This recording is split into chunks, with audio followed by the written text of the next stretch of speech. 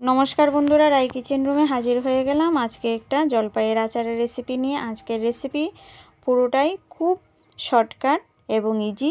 एखाने कोनो रकम रान्ना करते होबे ना, रोदे दिते होबे ना, एमन एकटा आचार बानिये देखाच्छि। एखाने नियेछि आमि हाफ किलो जलपाई और 1/3 कप नुन, 1/4 कप परिमाणे चीनी, दुटो लेबू पाता और लंकाटा आमि सब लास्टे एकदम देव। शुरूतेई लंकाटा देव ना, आपनारा चाइले दिते पारेन बा गुड़ो लंकाटाओ यूज करते पारेन। आमि काँचा लंका यूज करब और लंकाटा सब शेषे देव। एखाने प्रथमे आमि जलपाइगुलिके एकदम भालो करे धुए फ्रेश करे निये एसेछि। एबार जलपाइयेर गागुलोते एकटा टिस्यू पेपार दिए चेपे चेपे जलटा शुकिये निते होबे।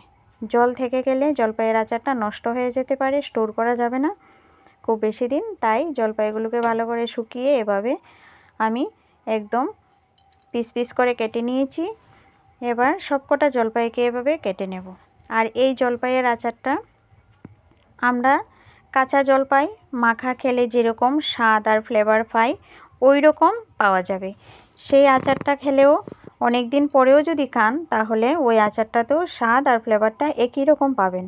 আর চাইলে অন্য কোনো রেসিপিতেও টক জাতীয় কিছু ইউজ করার থাকলে ওই কিছুতে ওই রেসিপিগুলোর মধ্যে এটা দিয়ে দিতে পারেন জলপাইটা।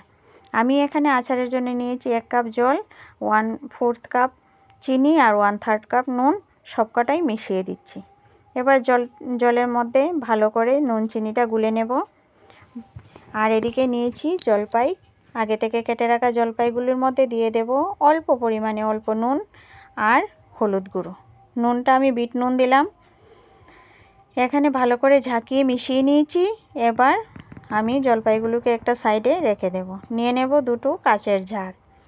এবার ঝাড়গুলোকে ভালো করে ধুয়ে পরিষ্কার করে শুকনো করে নিয়েছি আগে থেকে। এবার দুটো লেবু পাতা নিয়েছি, আমি ভালো করে ধুয়ে মুছে শুকনো করে লেবু পাতাগুলিকে রেখে দিয়েছিলাম। এবার লেবু পাতাগুলিকে ছিঁড়ে টুকরো টুকরো করে আমি ঝাড়ের মধ্যে দিয়ে দিচ্ছি। লেবু পাতাটাও অপশনাল, আপনারা চাইলে দিতে পারেন বা স্কিপ করতে পারেন। আমি দিয়ে দিচ্ছি, ফ্লেভারটা ভালো আসবে তাই আমি এটা দিলাম। এবার লেবু পাতাটা দিয়ে জারগুলোকে সাইড করে রেখে আমি নিয়ে নেব একটা লেবু, ছোট্ট সাইজের একটা লেবু নিয়েছি।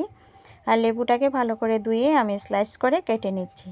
এবার স্লাইস করে কেটে নেওয়ার পর লেবুগুলোকে টুকরো টুকরো করে কেটে নিয়ে ওই নুন হলুদ মেখে রাখা জলপাইয়ের সাথে ঝাঁকিয়ে মিশিয়ে নেব। এবার একে একে দুটো জারে সবকটা জলপাই আর লেবু দিয়ে দেব। জলপাই আর লেবুগুলো ঝাড়ে ভরে নেওয়ার পর আমি দিয়ে দেব আগে থেকে গুলে রাখা জলটা, নুন চিনির যে জলটা আগে থেকে গুলে রেখেছিলাম সেই জলটা।